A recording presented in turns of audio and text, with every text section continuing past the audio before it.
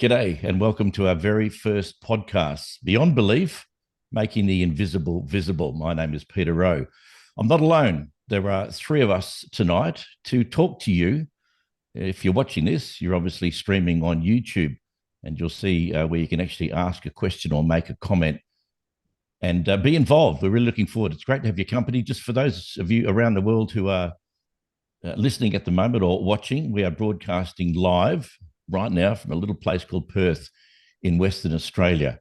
And it's fantastic to have your company tonight. We're going to have a whole bunch of fun. We could get a little bit controversial, but that's okay, because the name in itself, Beyond Belief, Making the Invisible Visible, conjures up all sorts of thoughts. Well, we hope it does anyway. Now, the reason why we came up with that particular name, we endeavor to make the invisible visible. We're talking particularly about faith and belief in God. And one of the things I discovered after being a Christian for 25 years was that everything wasn't visible. There were many invisible things, questions that I didn't have answers to. And after a long period of time, I got frustrated with that and decided to opt out and go it alone. Now, people like to label various people for what they believe or don't believe. There is atheism, there is agnostics. I'm somewhere in between. I haven't given up hope that there is a God, but I've not seen enough evidence to convince me that there is. So I'm kind of floating somewhere in between. And during that, hopefully throughout my life, I can get some answers to help me out. A couple of guys who are with me tonight to join in and hopefully answer your questions if you have any as well. And you can do that, as I mentioned, by checking out YouTube streaming right now. Ask us a question, and I'm sure between the three of us, we can come up with some sort of an answer. If not, we'll have a hell of a lot of fun trying. Richard Stiles is my first guest. Richard has been a Christian for a long time, started at the age of 10. He's 87 now, so he's been doing it for a little while. He's not really. He's in his mid-40s. And the other guy is Luke Feeney. And the guys join me to have a bit of a chat. Thanks for joining us, guys. Welcome. Yeah, it's great to be a part of this. It's going to be a great night, that's for sure. Yep. It's an absolute privilege, I think, to be able to join a conversation as important as this one. So thanks for having us, Peter. Absolutely. Look, we've got to be honest with our audience and say this is not the first attempt at bringing all this together, but I think we've put aside the other trials and we've come up with something which we think is going to work. But it really is, for me, and I hope for you guys as well, about people who are perhaps listening. Now, what I mentioned before about my walk of 25 years and why I left may be something that our listeners are currently going through. There's an incredible amount of pressure on people within families that if you want to get out, there's a good chance you might be ostracized. I didn't go through that. No one else in my family really were believers. So I was able to just step out and go it alone and try and discover why I didn't experience the things that I was hoping to over that 25-year period. So hopefully tonight, people who are listening and watching, I'm hoping the questions or the ability to ask a question are on screen for you. Those questions will appear, fingers crossed, with technology on our screen, so we can talk about it. But I guess to fill the viewers in, Richard and Luke, perhaps we can go back and start about where it all started for you guys. How did it happen? When did it happen? Why did it happen? Richard, the floor is yours, my friend. Okay, yes. So my name's Richard Stiles. And so it all started for me, look, quite young. Neither of my parents were Christians, but they did choose to send me to it was a little Baptist Sunday school, and I don't have too many memories of it, but I do remember enjoying it. I remembered being, being a part of it and enjoying the process. But it was when I was about 10 years old, as it is in that tradition, is, wanting to follow God, wanting to take that next step with him. The thing we do is we say the sinner's prayer. So I remembered going to my aunt and asking her, saying, I want to become a Christian. And she says, well, here's the prayer. So we, prayed the prayer. God, I'm sorry for my sins. I ask you into my heart. And so that started the journey for me when I was 10. But, and the first few years you're young, you're growing into it. But as I became a teenager, I do remember just getting more and more fascinated with this whole, I don't know, I struggle with the words, like this whole alternate reality. So there's like the story that is generally told, and you'd go to church and hear this amazing story of this guy called Jesus doing these things and dying on a cross, and it really captivated my imagination, I guess, and drew me right into that. That's, I guess, the story of meaning for life. And it was, as a teenager, I really, both feet in, really committed myself to, I guess, the life of faith, the life of the church. And so that's sort of where it started for me. And I guess a couple of little snatches along the way. End of high school, I did start getting trained to be a Baptist minister. So I spent 2 years in theology training there. After that, I fell in with, according to the little Baptist church I was involved in, fell in with the bad crowd, the Pentecostals. So that sort of ended my Baptist career and started my career with the Pentecostals. Loved the church there, had some great experiences, but the progression of faith has always been in that sort of Protestant evangelical, and in the end that charismatic or spirit-filled kind of churches, and so that's what got me going, I guess. There's more to the story, but we'll unpack that as we keep going. It's a great story, an interesting one for a man who's been around for as long as you have. Vastly different from my story, and quite a degree different from Luke as well, who was formerly a pastor. So Luke, tell us your story. My story, it's hard to know when to begin. It was a dark and stormy night in October 1986. No, I like that. I tend to feel that I came to faith properly, really as an adult, as a young adult. I was raised, my parents became sort of Catholic, Church of England, in order to get me into the local Catholic school. And so I went through that, went to the Catholic school.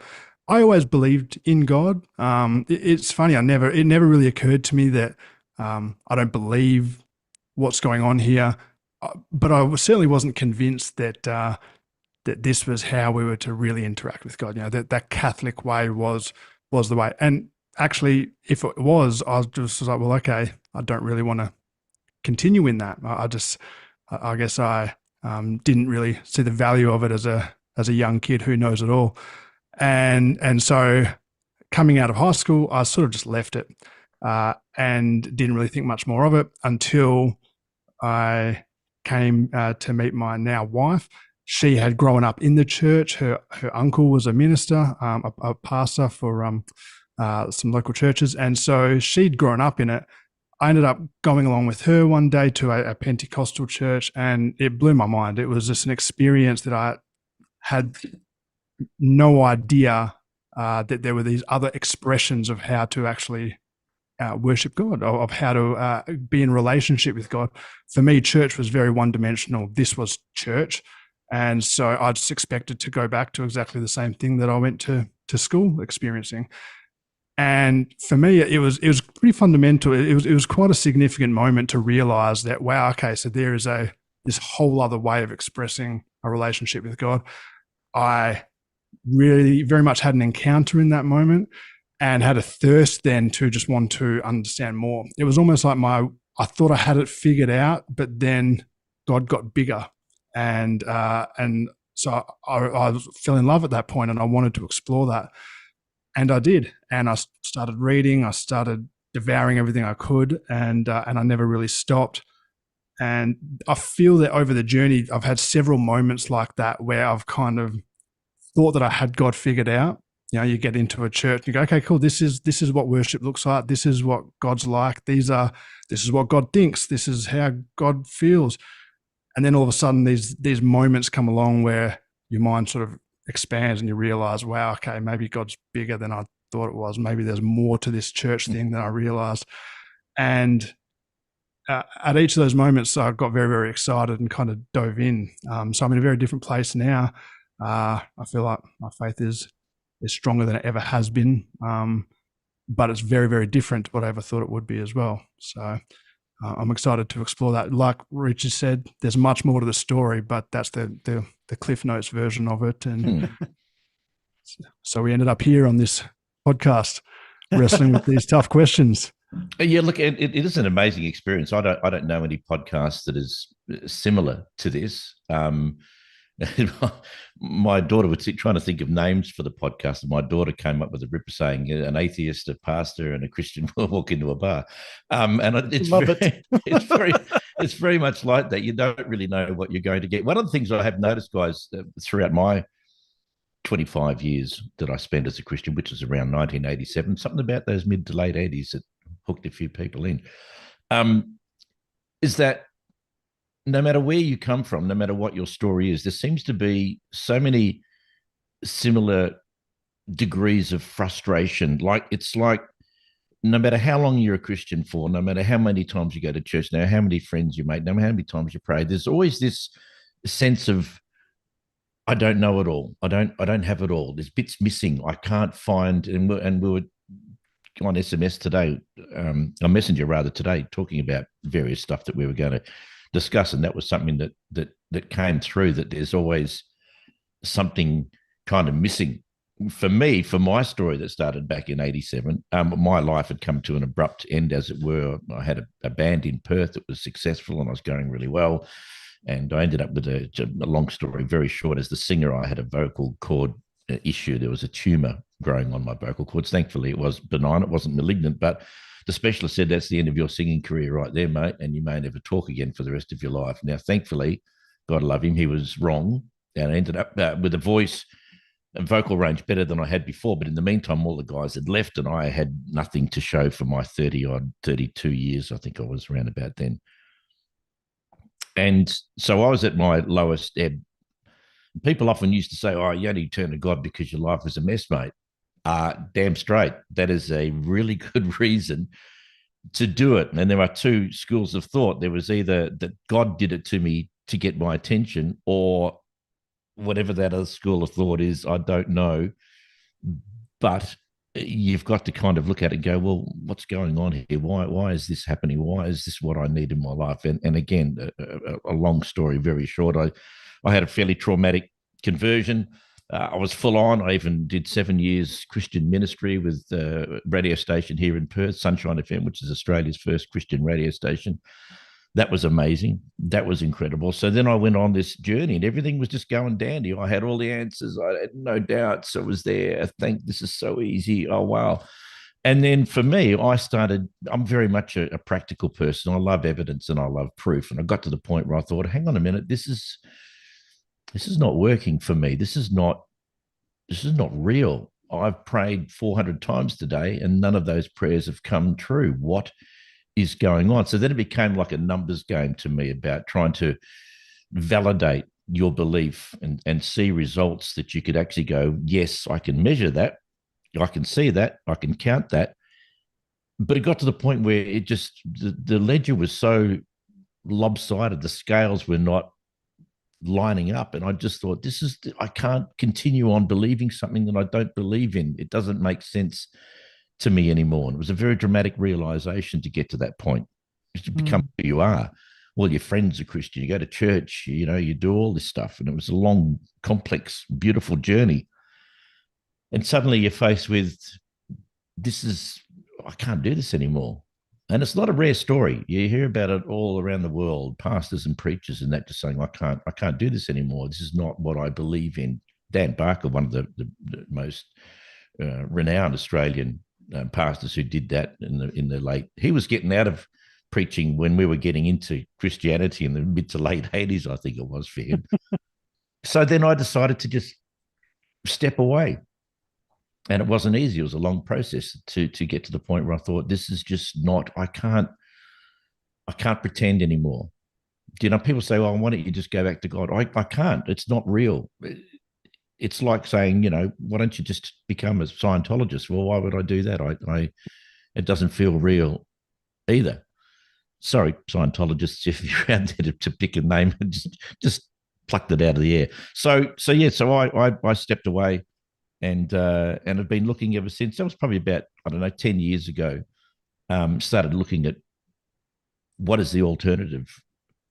What do I do now? How do I find out the truth? And I found a great deal of freedom in doing that, an enormous amount of freedom. I don't know about you guys, but I think the Christian life is a fairly guilt-ridden one. We're told that we're nothing without God. We're sinners. We're broken. We're doomed. We're nothing without God. And I think that a lot of that negative commentary is really it's disabling. It's not uplifting, and it's not helpful. And I just to be away from all of that was well and truly worth it. If you're listening tonight and you're in that place, jump on, give us a call, as it were, through YouTube. It's streaming live right now, right around the world. Great to have you listening. If you got a question, we would love to talk to you. We want you to ask us questions so that we can keep running this, because it's incredibly complex. We can sit here talking for 100 years and we'll still never come up with an agreement about certain things and an understanding about certain things. It is an incredibly complex journey. That's why we decided to do this podcast. Hopefully it works. Hopefully it's helpful, and hopefully we can all learn something. And even the time that it's taken to get to this point, we have learned from each other already. It's fantastic. That's where we are. I guess where we go from here is anybody's guess at this stage. But I think we all share frustration, and perhaps that's something that we can talk about, the commonality with being a believer. And just as a side note too, we're not just going to talk about religion, God, Christianity. That is something that we all have shared and all have in common, obviously. But there are so many beliefs around the world based upon the same premise that I think, which is believing in something without good evidence. That's pretty much the theme of making the invisible visible. That's why it's called that, because we want to make the invisible that we don't see somehow become clearer and somehow real, that we can understand exactly what it is that we're going through. There we go. So good. Now, as you're speaking, I was thinking, on the surface, especially with your daughter's alternative name, which I'm liking more and more, the atheist believer and a pastor walk into a bar. We just need a bar now, I guess. But got to change the venue. Change venue, yeah. Maybe there'll be a special event once we get a bit of an audience. We'll do a live event in a bar. That would be brilliant. Absolutely, I'm there. But I was thinking on the surface, in some lenses, very, very different people with different approaches to belief, but on another lens, very similar. And you're putting it there with this frustration with belief. And I think, Luke may nuance it a little bit, but this idea of making the invisible visible is fascinating to me too, because for me personally, I'm a bit of an intellectual kind of person. So, I'm doing a PhD in education. So I love the nitty gritty. I love the depth of it. But for me, belief is more than just hanging on to some ideas because I hope it to be true. I need some very strong justification. And I think on that end, we're quite similar.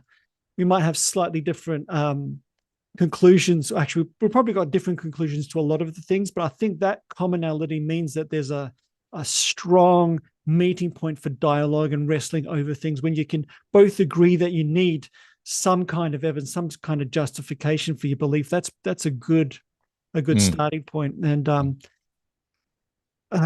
we didn't get to the point where I hit my frustrations with Christianity. And for me, the things that really, for my belief system, that really knocked me for six was that as a young guy, I was captivated by this beautiful story.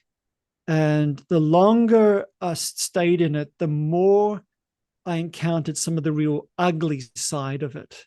And I felt quite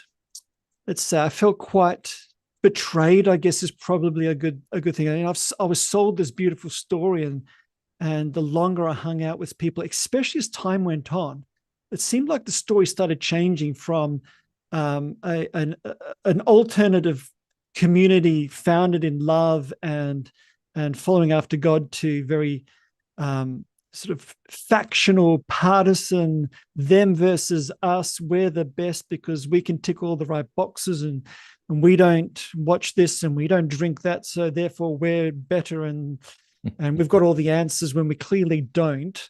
So I was really getting frustrated with that, and I guess for me part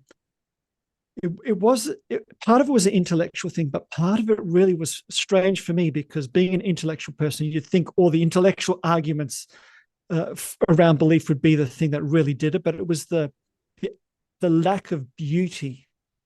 You know, surely if it's something that's true, it can't be ugly and damaging, and you said it's a disabling. Surely something true can't be that.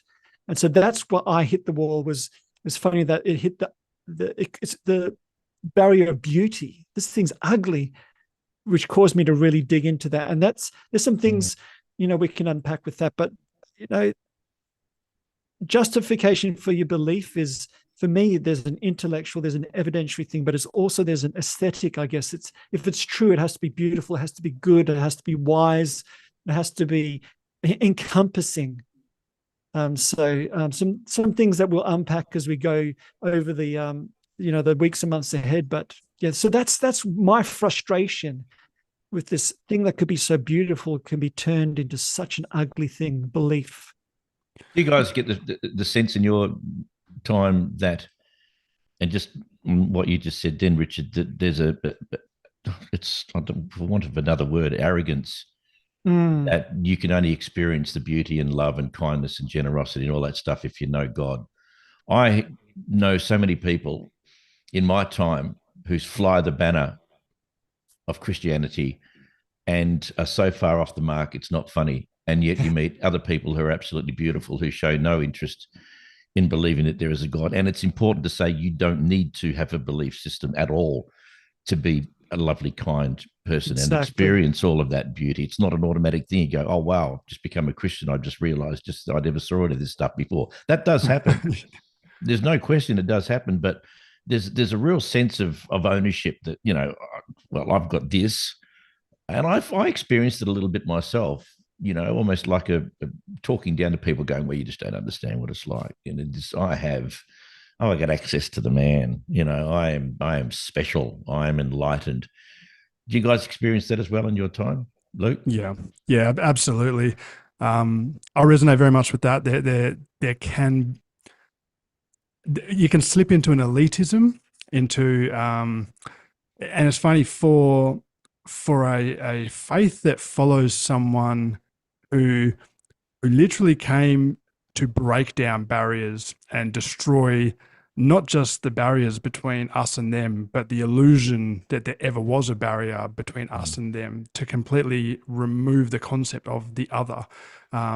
Jesus uses words like neighbor, and instead it's for a faith that has been built around following someone like that it's scary how easy we slip into an elitism that puts up fences, and that almost delights in the fact that there is an us and them, that we have the answers and other people don't, so to speak. It's not me saying it, but that's that attitude. And what you both have been saying has resonated with me a great deal. I think in terms of belief, a belief that cannot be interrogated, I don't think we can call a belief. I don't know what you would call it. A wish. I don't know, but it certainly for me wouldn't be a belief. We have to be able to interrogate these things. And I think the beauty of the three of us coming together, which Peter, you may call chance, and for me, I may think that there was someone else involved that might have orchestrated something like That's this. it. He stepped over the line. The big fella. You couldn't just let it go. Yeah. But if you forgive me for that, I think it's actually Absolutely. amazing that the three of us, I think the three of us encountered very, very similar situations, very, very similar frustrations, the same sort of fork in the road. We may have come to different conclusions, chosen different paths, and gone on different journeys, and that's great. I think that's okay. Diversity is beautiful, but the commonality of these frustrations that we felt, I think, is great. And the reason I think it's great is because we're not the only ones that experience that. But the sad fact is that there is a huge amount of people that come up against this, and instead of facing it and having the courage to either go, I don't want to believe in this anymore, I'm done, I'm going to become an agnostic, atheist, whatever, or I need to start to reevaluate some of these things and reinterrogate my belief and change my views because this isn't right. Instead, what a lot of us will do is we'll just shove it down, because everything in us is screaming, don't mess things up. Things are okay now. Let's just keep it. And then there's all the external pressures of pastors and leaders and parents and family and church members, and because no one wants to do this. And I've kind of found this out the hard way in a sense. I was very naive because I didn't grow up in the faith. I kind of came in. So as my theology was changing and as I'm reading stuff and it's growing and I'm like, oh, wow, I thought God was like this, but actually it's like this. I thought the Bible was like this, but actually it's kind of like this. I just ran with it. So I would preach it and I would teach it and I would talk about it.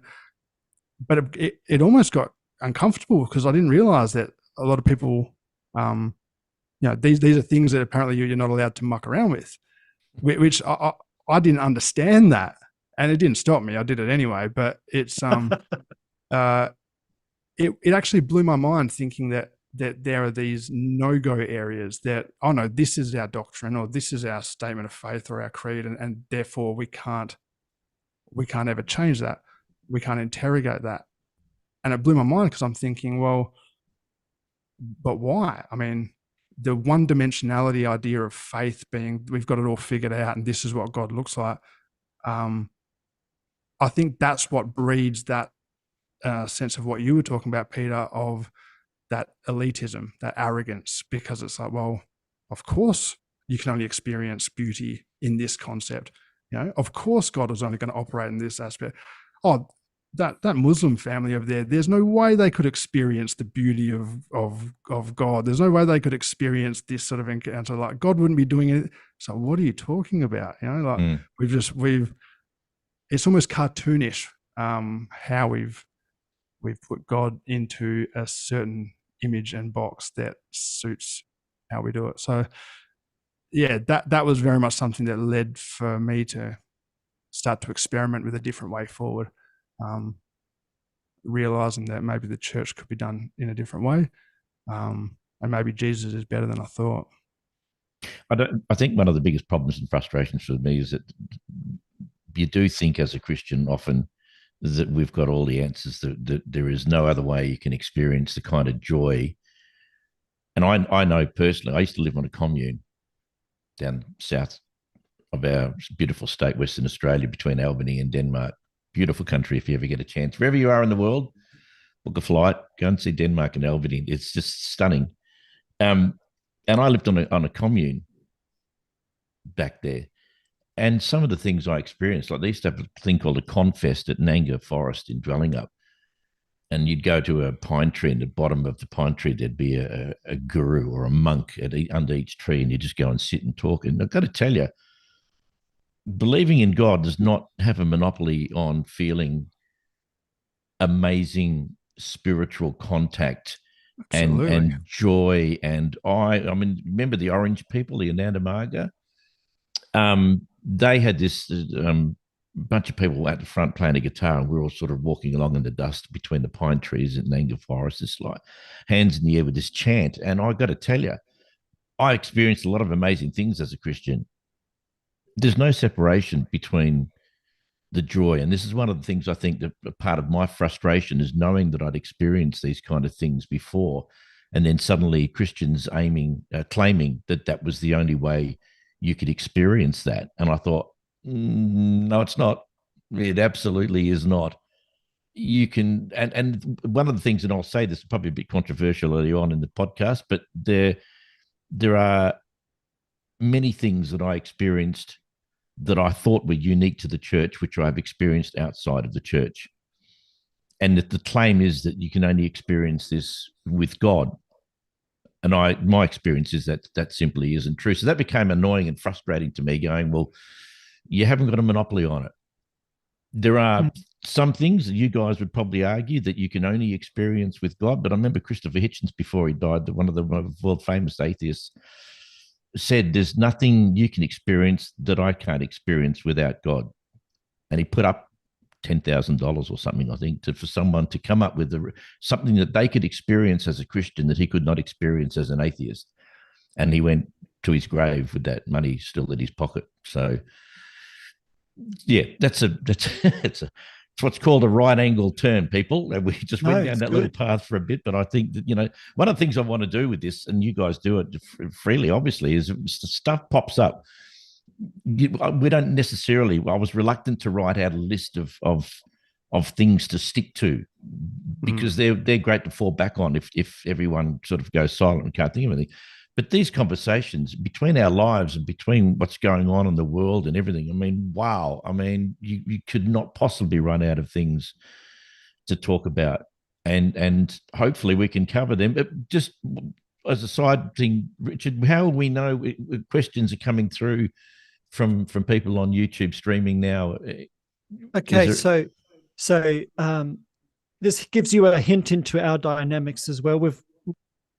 We're also, if you're looking at me now, I'm the resident geek. So I'm the one who set up the stream. So I've got access to watching the chat come in if there's anybody joining or that. Obviously, being our first episode together that's gone out, we'll get some traction as we go.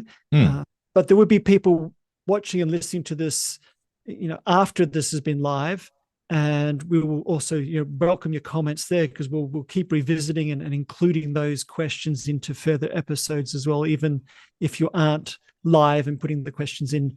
But yeah, I can see the questions come in if they're put up there. Or the complete lack of them. We didn't promote this prior, so our expectations were that there wouldn't be questions coming in unless someone just stumbles across YouTube, this thing pops up, they check it out, and they may join in. That's fine. We will be around about another 45 minutes, around about 9:30 Australian Western Standard Time is right now. It's 20 to 9, wherever you are in the world. Good morning, good afternoon, good evening. Let's hope we get some questions through, but if not, let's continue on. There was one thing that you spoke about, and I think we could probably spend a good episode unpacking this one time, is this relationship with belief and power. This idea of exclusivity. I don't know how valid it is, especially humans experience human things, and Christopher Hitchens, I think he was onto something right. He's like, I'm a human, you're a human. I'm able to experience the range of human things, whether I'm encountering it in your understanding of God or not.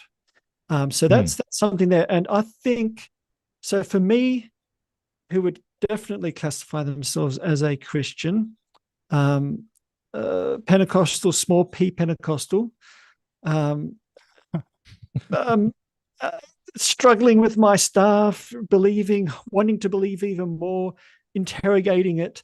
Maybe I'm just not that good Christian, but I don't have a problem with what Christopher Hitchens said. I'd be like, dude, keep your money. That's a great little bet. I don't think anybody's going to prove that. Maybe it's because I've got a real high value for the humanity. And maybe I never got that kind of exclusivity, especially now later on, is because I've always been at the periphery of the power structures of church. I've never been on staff, especially except for right in the beginning when I was in that little Baptist church. But then I was right on the periphery. I was just this young guy, knew nothing, running a youth group, which is what we do. We're like, hey, do you know anything? Nope. Okay, come run our youth group for us. Come shepherd our next generation. Yeah, that's right. Yeah, yes, I managed to avoid all of that, thankfully. But I think there's something to be explored with this idea of power and belief, and especially when it comes into exclusivity, we've got the answers, come to us. I think that's a corrupting influence in belief.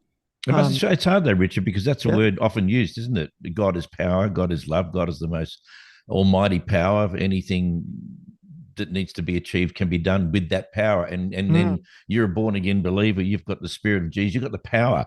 You've got the power to change things. You can even walk on water like Jesus did. You've got the power to heal people, to change things that are about to happen. You buy into that, and you get to the feeling like, I am power. I did some crazy things with believing that I was super powered and super protected, not in a cocky or arrogant way, but in a brave way, that I can do this. You can't harm me because I've got the power of Jesus. And I did some crazy things, knowing that, thinking that that's who I was, and I think that was lacking in a great deal of wisdom as a young man. Can I just say something, Luke? You're going to jump in, and I think I'm triggered you with the power, with the power thing. I know you've got a lot to say about. You know me too well, mate. That could be his last name, by the way, Luke Power. I'm changing it now. Go for it, mate. Go, just as long as you credit me for coming up with the idea. I will. I want a part of the royalties. Yeah, you can have them. You can have them all. Mate. Were you going to say something, Rich, or were you just? No, I was just going to say, I know this is something that you speak about a lot. Yeah, it's funny. There are some things. There are some things that I really, really get to me in a sense, and I do. I feel it's the Holy Spirit. It's I feel that's something in me that says, yeah, this is an area that that you need to know more about, and I think it's the ones that don't quite sit right with me. And this fascination that the church has with power, I think has lost its way a bit. And when I say this, I want to be upfront. I believe in the power of God. I believe in the power of the Holy Spirit. I've seen all sorts of stuff. I understand that side of it, but I also understand the allure of that, for that to become the main thing. Revival is only revival if you have these crazy works breaking out in a particular space. The Holy Spirit is only making himself shown in you if you are dominating in this area or whatnot. We love these acts of power, these displays of power. But when I look back and I read the Gospels and I see Jesus, did he do that stuff? Sure, but half the time after he did them, he's just like, don't tell anybody. It was never about these acts of power. And even in Pentecost, and when the Holy Spirit comes, and it was actually never about this is what it's all about. The true power that I read about, that I understand, that Jesus is displaying, is power in weakness. It's power in humility. It's having all the power in the world when you are truly innocent, everything's gone wrong, you're going to the cross, everyone's expecting you to rain down fire or to get angels to come down, to overthrow the Roman Empire, to do all of this sort of stuff to save yourself. You can do it. You've got all the power in the world, but instead he models it by laying it down and forgiving, loving the Romans right to the very end. That's a disruptive power. That's a power in restraint, a power in weakness, and a power in love. That's not the power that's popular that we like to talk about. We might preach about it. We might talk about it in a theological sense, but it very rarely manifests in actually how we embody it. It's because it doesn't seem to make sense. Power in weakness. Power in restraint, in non-violent resistance, rather than forcing yourself your agenda, your will. We see this in Christendom or Christian nationalism, where it's all about we need to dominate the government, we need to get Christians in these places because that's the only way we're going to change the world. It's like, what are you talking about? The power is in actually laying yourself down, being in the margins, choosing to love, choosing to forgive, all the stuff that doesn't seem popular or cool or even effective, but somehow it's the most transforming love it's the most transforming essence. It's what holds the world together somehow. And yet we don't often talk about that power. And you see this all through the Christian narrative. You got Caesar on a war horse and you got Jesus on a donkey. We want the lion, but he comes as a lamb. All of these, but it's easy for us to tell the story that I guess we contort to what we expect power to look like, and we can then go back and say, yeah, well, here we go, this, and we'll make it kind of fit that narrative. Again, this is why I think we need to really interrogate this. This is one of the projects I'm working on at the moment, is these flawed stories where we need to actually be able to go back, relook at them and say, well, we need to rewrite these stories because maybe that's not quite accurate.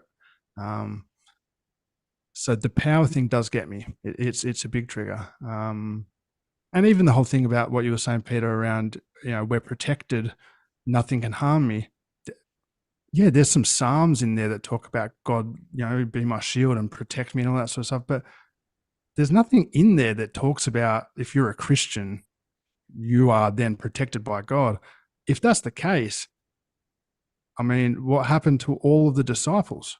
They suffered horrific deaths on the back of Jesus' horrific death. There's that was never a that was never one of the perks in the sign-up sheet. Yet somehow we've somehow kind of turned that into it.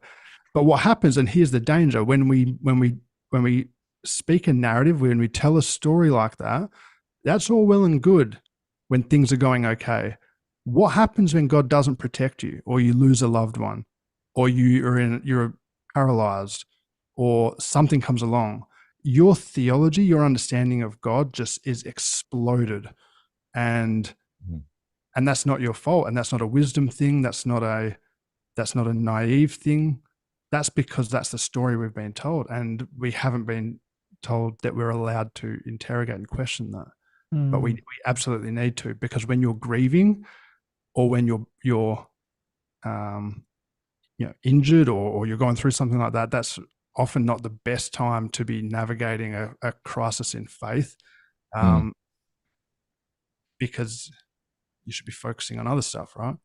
So if the church created an environment and a culture where we actually encourage this stuff to be happening before the shit hits the fan, that might be a better way to do it.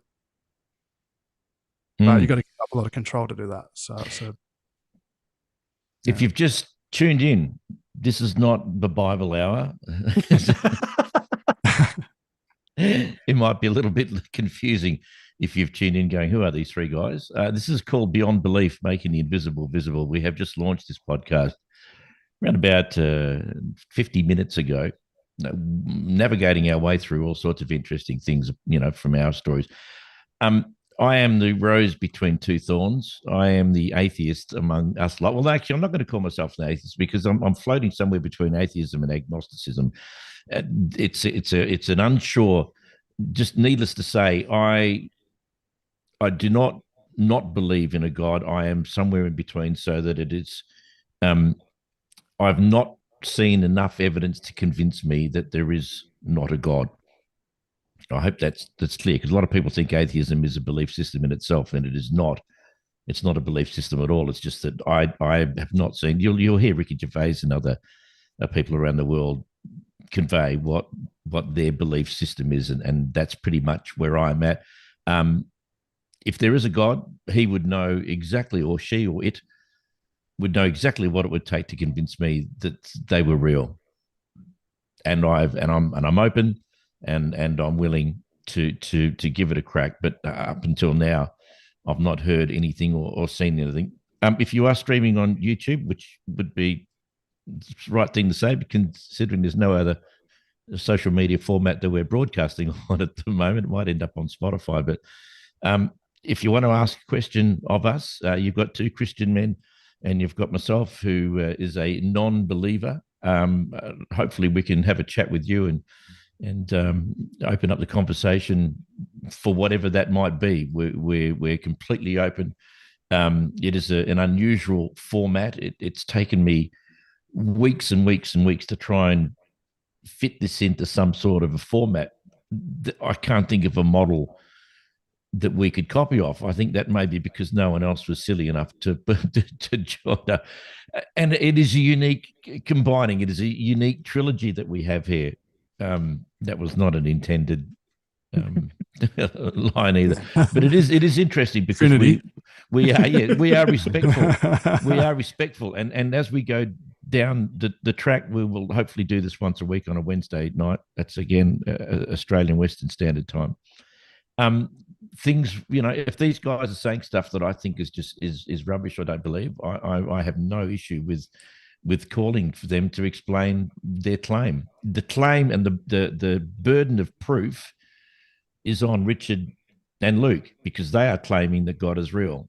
I'm not claiming that God isn't real, so I'm off the hook. The burden of proof is with them to prove that God is real, and I look forward to hearing their arguments, to seeing the evidence. Although in my experience, the complete lack of it. That was a snide little dig there at my friends, but we're respectful. We do appreciate and respect each other's views, but let's be real about it. You believe in something that I don't, and it's a fascination. It is absolutely enthralling. One of the other things I wanted to talk about too at some stage, whether it's tonight or down the track or whatever, the amount of disagreement within the church. Now, you are a former pastor, Luke, hopefully to be back in that position down the track a little bit. If I put you where you are and put another pastor and started discussing theology, guarantee that you're going to disagree. Back in the day, it was not uncommon for the church that I went to slag off every other church in Perth because they're so much better than everyone else, and they were doing the same things to us. And there's an incredible amount of competition and aggravation between preachers and leaders and church philosophies and principles and the whole thing. It's one of the things that drives me crazy. It's such a mess. It is such a mess. Trying to just come together to share something is incredibly difficult. And there are so many denominations, there are so many churches, there are so many different ideas. That to me is a very difficult thing to be successful at. It's pre-doomed almost, isn't it? It is. Sorry, I think my dog's dying in the background. Apologize for that. Oh, that's no good. Hope it's not. Just coughing. He's all right. He's all right. Is funny. I liked how you said that, and I can actually confirm. I've had almost every conversation with another pastor that I've had. Part of our discussion has been differences in theology and in beliefs, and that's it within the same denomination, within the same movement, within the same church sometimes. It's funny, I tend to look at that as a beautiful thing. I think the church has almost idolized certainty around doctrine and statements of belief and things like that, and has elevated being certain about something, particularly around a belief, as the goal, or a badge, or when I don't think that's what it is. I don't think that's how, in my experience, that's my faith has never grown through certainty. It's only ever grown through uncertainty, through doubt, and actually, the only times my faith has stagnated has been when I've gripped my theological beliefs about what I thought was right so tightly that I was not prepared to let them go. And you could give me all the reason, all the evidence, all of the none of that matters, because you're so afraid that if you let one small bit go, that it's a like a house of cards that's going to come tumbling down. Vulnerability is not one of the things you want to experience, is it? It's not. But here's the paradox: it's essential. In my experience, and in the experience of many others who I've spoken to, your faith only really does grow when and evolve and change and mature when you are prepared to hold these things loosely, when you're prepared to actually let go of that certainty and needing to be right. It allows you to have a conversation with people like yourself who we might be on the different page with different things, and you are genuinely open. Or and you read things and you watch things, or you speak to people who think differently to you, and you are genuinely open to changing different things. People are afraid of that type of faith because I think that it's wishy-washy and that you end up believing anything and everything. But that's not what I'm talking about. There's been plenty of times where I've spoken to someone, I'm going, yeah, no, I'm not going down that path because I don't believe that. But there's also been plenty where I've gone, wow, I've never thought about that, and I need to wrestle with that some more. And it's led to growth. For me, that's the beauty of faith. If our whole argument stems on being right, well, 30,000 different Christian denominations, that kind of kills your whole argument, doesn't it? Because they can't all be right. Is it? Well, that was exactly what I was going to ask. Is it possible that you're all right? It's just a different perspective on the same truth. On certain things, absolutely. Yeah, you'll find. You can't prove you can't prove another pastor is wrong by disagreeing with what he says. That's just your opinion. There's no facts to back up your statement, I guess. Absolutely. That's right. And a lot of these things that we're differing on, they're theological things where it's very hard to actually determine. There is no evidence that's going to say it's one way or the other, because everything's an interpretation. Every translation is an interpretation. Every statement of faith, every creed, every doctrine is an interpretation. Some of them are very good interpretations. They're sound. They're from, they're built on something that's actually solid, and I think they're correct. Some of them are rubbish. But the thing with belief is our brain doesn't care whether something's true or not. It cares whether it makes sense. That's how our brain works. If the story makes sense and it will protect us, the brain goes, I'm happy, I'll lock that down. And then that's compounded if someone that we trust or other people we trust tell that same story, it's locked down. So then someone like us comes along and says, hey, maybe God isn't coming back in this violent way, or maybe the earth wasn't built in 7 days and that's like a poem, or there's another way to do that, and they go shut down because it's a self-protection mechanism. But you're right, we can't all be right, but I think there's ways that you can kind of judge. You can all be wrong. We could. On that note, Richard, can you just? I was just about to go there, Peter. I was just about to go there. Block out my screen for a sec, will you? Sure. Let me just turn your You said that your video off, but I'll go to this. How do I do that? If you turn off your video, bottom left, stop video. There we go. Look at that headshot. Let me bring us all back. So we've got Peter's headshot there, so that he's looking beautiful. He's just standing really still. But I find it really fascinating. What Peter asked was all these differences. What does that indicate? And I think you hit some of it right, because in a sort of Christian theology side of things, theology is a philosophy. It plays by a different set of rules for evidence, and it's more driven by logic and coherence and things like that. So you can have a variety of things, especially when it's built. Christian theology is built largely on philosophy a textual interpretation and an interpretation of history and a received tradition and all these sorts of things. So there's a lot more at play where you're wrestling with. So you become able to tell a few different stories.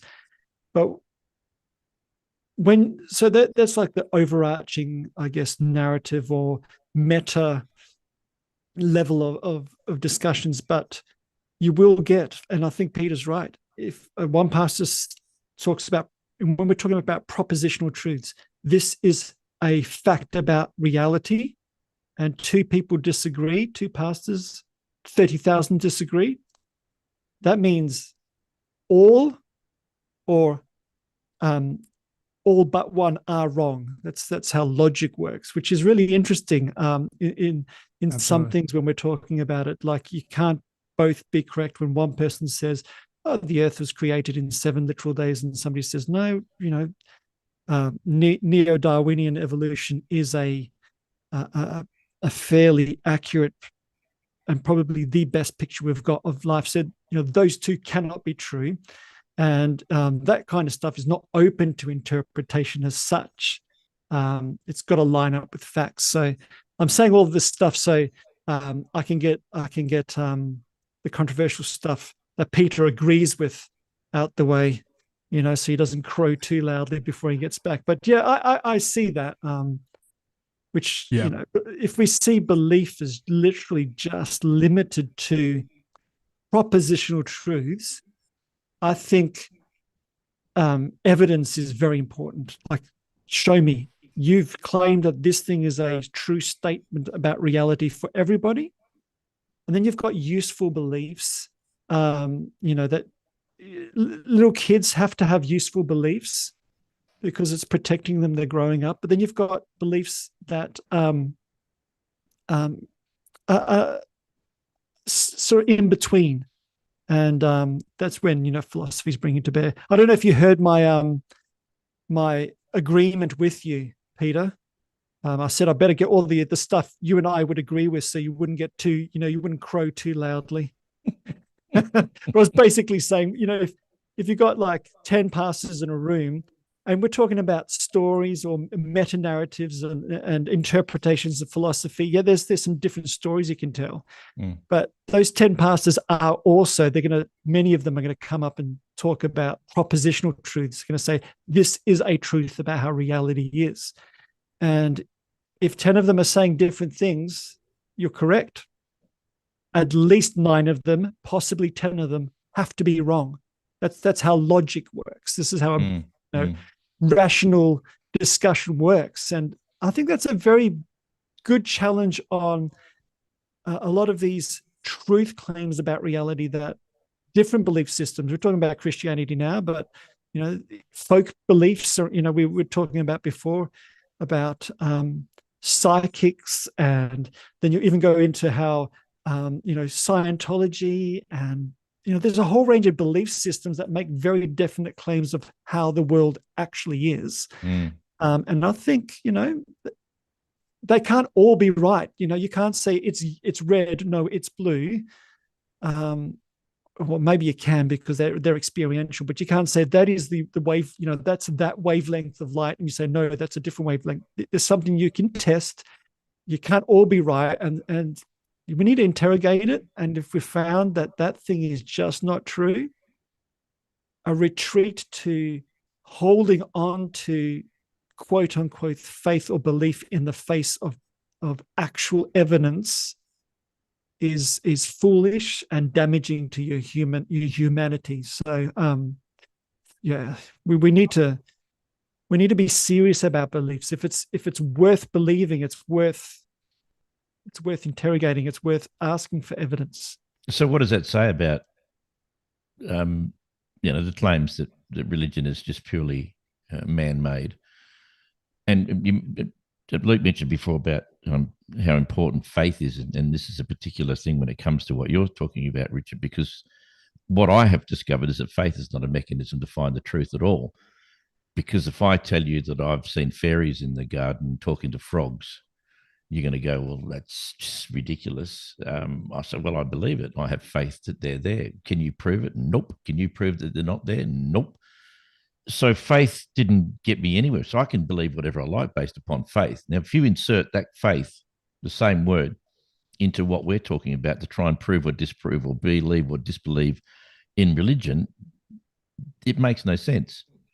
And this is the problem. How do you fix the problem that you're just talking about, where everyone disagrees and everyone's confused? It's like here's this thing that we've all created. Now you all go away and you come up with any damn way, thought, mechanism, whatever you please. Just go away and put it all together, call it what you like, build a church, invite people in, tell them your way. And of course, around the world, you see things like in Waco, Texas, all those years ago, dying because of some nut, and people are starting up cults all around the world every day, and people are getting sucked in because people are charismatic and they can convince people that there's a truth about what it is that they're saying. And at the end of the day, discernment is incredibly difficult depending on so many different things about your lifestyle, whether you're impaired or whether you're gullible or whether you're poor or whether whatever. And I find that stepping away from all of that might seem strange to people like yourself. Might seem strange to think, what happened? Why did it get to the point where he felt like he needed to back away?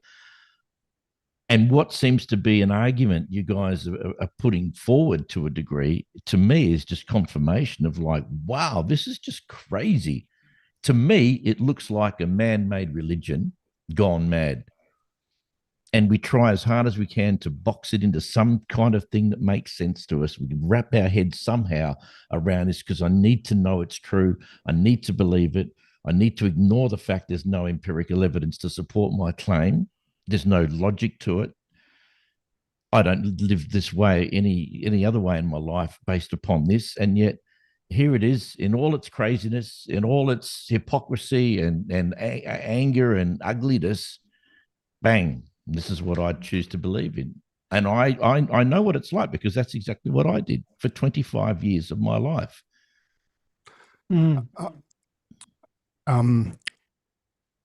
If I can weigh in, I've got a couple of thoughts just on that. Trying to work out where to start. So first of all, I have thoughts around the distinction between Christianity versus other man-made religions and the differentials. And we can go there if you want to afterwards, but I don't really want to get bogged down into like an apologetics type thing around the distinctives, although I'm happy to go there if you want to. But the more interesting thing to me is, as I was thinking and hearing you speak about that, is this idea of faith and the requirement of evidence. I think faith that doesn't lead to some form of action, some form of life, is irrelevant. It's a waste. You see that in the Bible, in the book of James, he talks about it. But the idea that faith on its own, just this belief in something, is enough, I don't necessarily subscribe to. But there's all sorts of evidence outside of just religion, outside of just belief in God, where we see this play out. So when I got married, I had faith that the woman I was marrying, that my life together would be great, and that it would. But you had evidence too. I did. You weren't I had relying on evidence. faith. You're relying on your actual experience with her. So faith wasn't necessary because you had facts in front of you.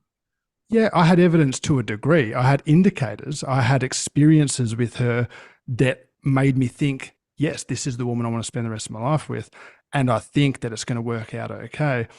But I also didn't have certainty. There was no evidence of the fact that it actually would. There still isn't. And for me, it's the same with God.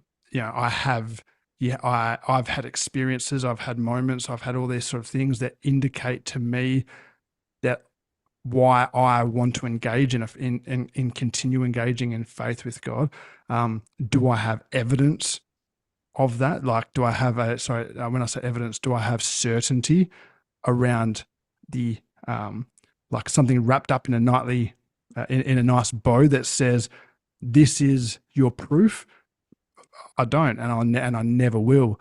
but I have enough encounters, enough evidence for me to want to continue to engage because, and this ties into what we were saying before, it invites me into a life that I believe, and an action that I believe is worthwhile, that bears fruit. It's not exclusive. There are many lives that don't believe in God or believe in other gods that bear great fruit and are beautiful. And so I'm not claiming that at all. But I know in my own experience, for me, life with God has been infinitely better than life without. I think the way our belief functions is actually more important than the content of what we believe. That's a big revelation for me, and that's something I've had to wrestle with for a very long time. And I'll say it again, the way our belief functions means more than what we actually say we believe. And that, for me, is how I've managed to discern kind of the direction of my theology and my beliefs in the space of 10 pastors in a room, in the space of 30,000 different denominations. I don't have something that I can say, that's true, that's not true, that's not true, that is true, empirically. But what I can do is I can look at how that belief functions and see, is that harmful? Is that bringing love? Is that bringing healing and hope and restoration? Is that retributive? Is that bringing division or us versus them mentality? And you can see some of this. Is that escapism? Is that leading to someone not engaging in the world around them because they're just trying to escape the world and they think Jesus is coming back in the next Tuesday, and then it's the next Tuesday, and then it's next Wednesday, and it's like, so that is that how their belief is functioning? That's not bearing fruit, any sort of good fruit at least. And that's how I've managed to navigate that minefield of what's right and what's wrong. Because realistically, there is one right way, like Richie was saying, but we don't necessarily have the evidence to be able to determine which one is. So that's the best way I've managed to kind of do that. Because it's not easy. No. I'll add I'll maybe take it from a different, not point of view, maybe a different vantage, I guess. For me, when I think about religion, Christianity, belief systems, I'm quite happy saying they're inescapably a culture, which means they're inescapably human-made.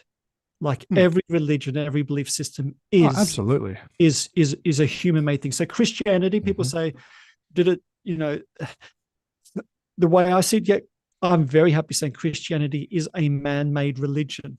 When you look at it as a whole, the religion, my Christian experience in Perth is very, very different to the Christian experience of my Aboriginal and Torres Strait Islanders.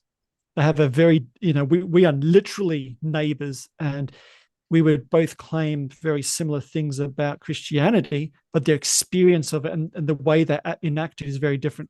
So there's like that. Well, the African American church in America, a totalizing thing. But and as a total thing, much of it's pragmatic, much of it is just I do because this is what I was given, and I can't examine every little piece without, like, I can't explode my life and put it back together and still live. So I can only take parts out and examine them at a time. So we talked about, and I think this will be a good conversation, Peter, going forward, is the geographic nature of especially religion. I've just written geographical talk on my piece of paper right next. I think that's fascinating. So I know I am a Christian and not a Hindu or something else, because I grew up in a country where that is predominant. Absolutely. So that's where I started. But what I can do is take chunks of that belief and examine it and go, For instance, I was taught that the world is about 6 to 10,000 years old, created in 7 days. Evolution is a lie. That's what I was taught. And How would I start with anything else? I have to believe what I was taught by those in authority. But there has to become a time when I start encountering some evidence that says, that's not true. I take that belief off and I examine it, and I find it completely ludicrously wanting in evidence. And I either can then go, oh, I just hold on to it because those in power hold power over me and I have to toe the line. And if I had a job as a pastor, that might be a consideration, but no one's paying me to believe anything. So I can easily throw that out. I might get excommunicated. I might get off the preaching roster and all that sort of stuff. But I'm 46 now. I don't care. You're a heretic, more, mate. I'm much an aging more heretic. committed to truth than dogma. Yeah. So I take it out. Okay.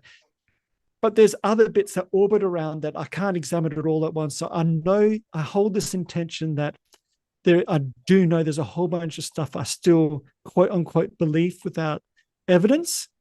But I'm making my way through some stuff. And I will follow the evidence wherever it leads, but I will work gently at it because belief is a very human thing. We believe things, and I'm not talking about religious belief. We true. believe things.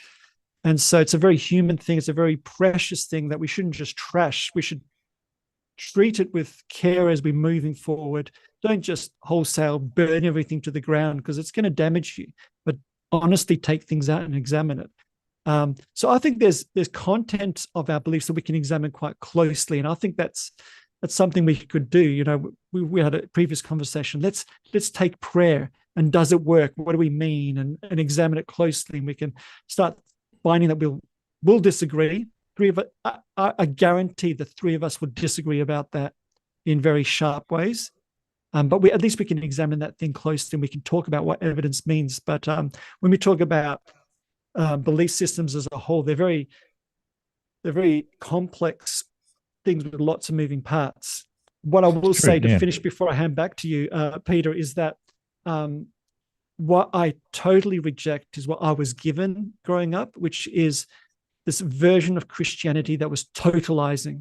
Like it said, we've got the truth about every single thing here in our church, not the church, but our church. It was totalizing. We can tell you the truth about creation and evolution. We can tell you the truth about mental illness. We can tell you the truth about how, sexuality. We can tell you the truth about any subject because we've got the total truth in our thing. And I think on the face of it, that cannot be true. The people making that claim have no authority to be talking about, molecular biology or counseling or human psychology. So this totalizing claim, to me, I reject outright. And I think, Peter, you and I would agree on that. Probably 100%. All three of us would agree on it. But I think the content of the beliefs is interesting to examine them in detail. And we can start looking at some of those. But I've gone on my Richard rant for a little while now. So look, I mean, I agree entirely. I mean, we are prone to believe. Our whole lives are believing in stuff. A lot of it with really bad evidence. A lot of it no evidence at all. It doesn't seem to really matter. If you have a look at some of the crazy beliefs of which we may touch on down the track that people have, and people. There was I can't think of his name now. Mirror. Australian guy was doing a doco on different beliefs of detoxing and proving that it was just a complete waste of time, stuff like that. And it was just amazing the amount of self-appointed experts. So you don't have to go to school. You don't have to learn anything. You can just put up a sign saying, I can read your palms and read tarot cards and there you go. Pay me and I'll tell you about your future. No education necessarily needed. I remember I had a woman on when I was working in Mandarin radio there. I did an interview with her, and she claimed to be able to, by my birth date, tell me things about myself and my deceased family and whatever. And I said, look, that's a big claim. Let's talk about this. Tell me about my father. Every single thing she said about my dad, you could not have picked a wrong description of a cheeky smoking gentleman. And at the end she said, is that him? I said, you've got every single aspect of my father 100% wrong. What happened? What happened? She said, "Oh, I can't always get it right." I went, No, that's not your claim. Your claim was, you can tell me right now about my father because he's there with you in spirit talking to you. What did you get wrong? Oh, look, no, it doesn't work the way I said. Yes, it does. It really does. That's not my father that you were talking about. And you claimed that you could contact him. He's there with you talking to him. And that's just the tip of the iceberg as far as, self-appointed people who claim to be experts and be able to talk to dead people and stuff. And if you're watching either when this is live, which is right now, it is, what is it, the 6th of December, 2023, or you're watching it down the track tomorrow or whatever, keep this in mind that you can be a part of this discussion. We will continue next Wednesday, and hopefully we'll have other things to talk about. Just a short list. You guys have said some things already about what we could talk about. The geographical issue, I think, is an absolute doozy. Fascinating. Absolute doozy. And for those of you who listening don't know what that means, is that, geographically it's convenient if you want to be a Hindu to be born in India. It's convenient if you're American or English or some other Western country where you want to be a Christian. Good news. That's the God that reigns supreme in this country, kind of, as it were. So that's very confusing, the geographical part of belief. Also, the amount of gods. I want to go back and talk about the amount of gods that there used to be and how they've all been eradicated because science proved that they were only there to fill in the gaps because we didn't understand what was causing thunder and lightning and floods and all that stuff. So they had a god. Science has gotten rid of all the gods except for a couple. So we'll talk about that as well. They're making a comeback with some movies there, Loki and Zeus, and they're coming back. Yeah. And look, they had a reason for being.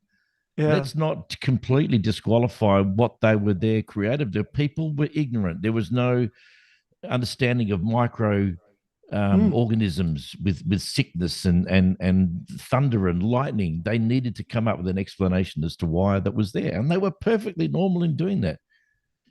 Well, there was no such thing as natural or supernatural. It was just supernatural. If something happened, the god or gods or that's what happened. We have an understanding of the natural world or natural phenomena, but that wasn't it wasn't even a category in ancient days. And you see that reflected in the Bible. I won't divert us, but it's very interesting. That's a great topic. But what is also interesting is every culture that I'm aware of in the world, exclusive to their location, if they've never seen other people in the world, but they just live in the jungles of wherever, each one of those cultures, including the oldest culture in the world, 50,000 plus years, the Aboriginal people in Australia, all come up with stuff in the sky. Now, whether that's because that's what they can see with the planets and stars and all sorts of stuff. So every culture has its own gods and its own belief system. Call it whatever you like. It's incredible. That's not a coincidence. That's something else, perhaps certainly beyond my depth of knowledge to discuss too much about it. But it is absolutely it's fascinating. It is incredible. We are a people that loves to believe in all sorts of things. Some of them are true, some of them are folly. I guess the decision and the way to maneuver yourself around in your life is to work out which ones are real and which ones are folly, or give up and go, I don't know, but I'm going to go with this one anyway. That was not a dig, by the way, guys. Please don't feel no in any way. I was just going to say we could roll some dice or something as well. There's a third option. That's right. Build a religion based on a 10-sided dice. Yeah, the dice has spoken. The dice has spoken. Oh, actually, that sounds actually rather familiar. A little bit too close to home, actually. I think you've already done that one. Yeah, we've done it as recently as the Book of Acts, I think. yeah, that's right. Yeah, casting lights. Okay, moving along, Peter. Well, we've got about 5 or 6 minutes to go to wrap up what we've been talking about. Look, it has been a little while in the making. It was a bit shaky to start with, but I think we've ironed out a lot of bugs, and I think we've got the format. If you have just joined us or you're watching whenever, it's hard to know who's watching it live and who's watching it at a late date. But this is a new podcast called Beyond Belief, Making the Invisible Visible. Um, it's a bit of an experiment, putting an atheist with two Christians. Usually it's all atheists or all Christians. But we're sort of, yeah, we're to try and navigate our way through our disagreements and trying to come to a point where um, we may change our minds about some things. One of the questions I do want you guys to ponder for next week, which I want to ask you, which I might do right off the top next week, and this is going to be a doozy. What would it take for you to experience or see or feel or learn that would make you stop believing in God? It may be nothing. I think, to be honest and to be sincere about it, you'd have to come up with something that would actually make it. And when you find that incredibly difficult and challenging to do, which it will be, there's a place there in your heart, in your mind, which you can think about what it would be like for someone like myself. What would it take for me to reignite my relationship that I once had with God? I know what it would take for me. I don't know what it would take for you guys to say, I'm done. I cannot possibly work this one out. I cannot, in all my conscience, say this is acceptable, or I don't know, fill in the gaps. Think about it. We'll talk about it next week. That's a very good question. I love it. Amazing question. Yeah, I'm glad I've already know mine. Yeah. Yeah, I don't envy your position. Luke, you want to just wrap up something before we say goodnight? I just think this is an important space. Very, very important, because it's a unique situation where we can actually engage in questions without, neither of us are trying to convert the other. There's not this weird there's not this That's weird next week's question, actually. You've preempted. Oh, yeah. I'll just trick you into saying a prayer and putting your hand up. It'll be fine. It's there's not this like apologetics where you watch these debates where neither of those sides are willing to change their position. They're just waiting for their chance to talk, and they're just they're just going at it. I think there's a very real wrestling, and sadly, in a lot of churches, this space for these questions isn't made available. In some churches, that it is, which is great, but in the majority, there isn't. And so, I want to encourage anyone who watches this to actually do that, to be able to reach out and ask the tough questions and get real answers. They might not be the right answer, but if it's not, we just say we don't know. But to actually engage with it and wrestle with these things is for me, it's worship. I think it's beautiful. And it actually brings people closer. And if that's not the point of the whole thing, what are we doing?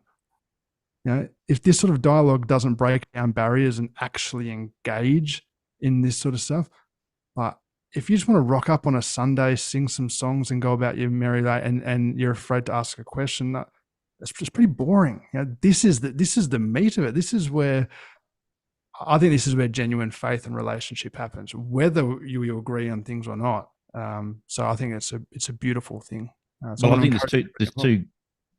there's two types of people, isn't it, that believe they just want to go along for the ride.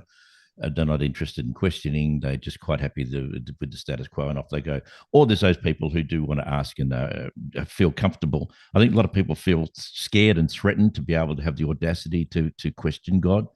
And so it keeps them locked into this subservient kind of attitude toward the church. And I think that in itself is very scary. And then that's why, and this will be another conversation down the track, which we have many to come, that's why televangelists are so filthy rich. Because the poor souls who don't have any money have been told that if they give money, they'll get it 100-fold back from God. And they just absolutely milk these poor people dry and make themselves filthy rich. And they are an absolute blight. I won't even say they're a blight on Christianity, because I see no connection between them and God whatsoever. It's just an exploitative thing that they do, and it's disgusting. Rich? Yeah. No, So if we just got to put the banner across now, just for people to be able to give into this now. If support the podcast. tenfold blessings upon you and your household for every $10 increment you donate. He's already on it. He sounds well. He sounds well too rehearsed in that line. I know that rolled off the tongue so easy, didn't it? No. You can tell he got paid to be a pastor at one time. No, give us nothing. No. Just give us your time. That's all we ask for. Send us your money. We'll send double back to you. Whoa. Peter will. I've just retired, mate. I got nothing. Sorry, Rich, you go. Well, you know, I'm really glad to be a part of this. Again, this conversation needs to be had. I find it quite interesting about the three viewpoints. We've talked a bit about it. I see Peter really grabbing onto that evidentiary side of things. I think there's some really important conversations about that. Luke, a lot of your speeches around connection, relationship. There's an important bit about, you know, belief, but don't be one of those people about it. I was going to say a swear word, but I still can't do it because, you know, I'm still a good Christian boy. Bullshit. But for me, I guess my perspective is this intellectual aesthetics. So I'm really looking forward to seeing where we go with this. I don't think this is an experiment that hasn't really been done before. I think there's going to be some good results from it. I'm really looking forward to digging it in. Keep coming back. A lot of what we're going to be talking about, we want to be driven by your questions. So send them in, put the comments up. We'll start talking out there and getting some questions. This will be fascinating. But it's not meant to be comfortable. It's not meant to be feel good. It's not meant to be, you know, we all finish this all hugging, high-fiving each other because we know we're all, you know, come to some agreement. That's not the point of it. You know, if you're honest, there's hard conversations to have, and I hope we have them. So I'm looking forward to where we're going with this. Important. If it's worth believing, it's worth believing the true stuff. So. Yeah, also important to know that if you do send us a question, try and play nice, and we will not in any way, shape, or form bag you out or criticize you or put you down or embarrass you, anything like that. We just want a genuine conversation, and it is healthy, very healthy, to disagree and to question and not to just take something because someone said it. In every aspect of life, I think it's a very healthy thing to do. So, gentlemen, thank you so much. Feel free to question me on I mean, you know, what I've done is kind of a bit, you know, left of center for most Christian people I know, most of which no longer talk to me, of course, because I'm not sharing their faith, which in itself is a sad indictment on modern Christianity in the church, I think. But anyway, yeah, feel free to throw some questions at me if you're wondering, you know, where I'm at and where I'm sitting and why I did what I did. For you listening, either live now or next week or whenever, love to have you come back. YouTube stream live. All you have to do is go into YouTube and put in Beyond Belief, Making the Invisible Visible, and you'll see the YouTube stream coming up there. We might try and get it onto Spotify, I think you said, Rich, earlier on. And also, if you're a part of a church, this is the kind of conversation that I would imagine would go off like a frog in a sock in a church. People talking about this kind of stuff. It's really, it's important. I'm done with all the Christian side of things, but I'm still interested in this now. So it's why I'm here. It's why I've bothered to put this whole thing together. After spending 25 years in the church and then getting out, I thought, you know, this is different. This is something that I haven't heard anyone do before. That's why we've done it. Thank you so much for watching. Loved to have you back again. Same time. Now we're in Perth, Western Australia. Okay, so we're in a different time zone to just about everyone on the planet. But next week it'll be 8 p.m., which is Australian Western Standard Time. Is that right? Yeah, GMT plus 8. Wednesday night. which will be the 12th of December. So join us then if you can. Richard and Luke, thank you so much for helping me get through this. It worked. We did it. Awesome. We had a great time. Thanks, Peter. Thanks, Luke. You guys, take care. Thank you for having me. Pleasure. Take care, guys. Bye-bye.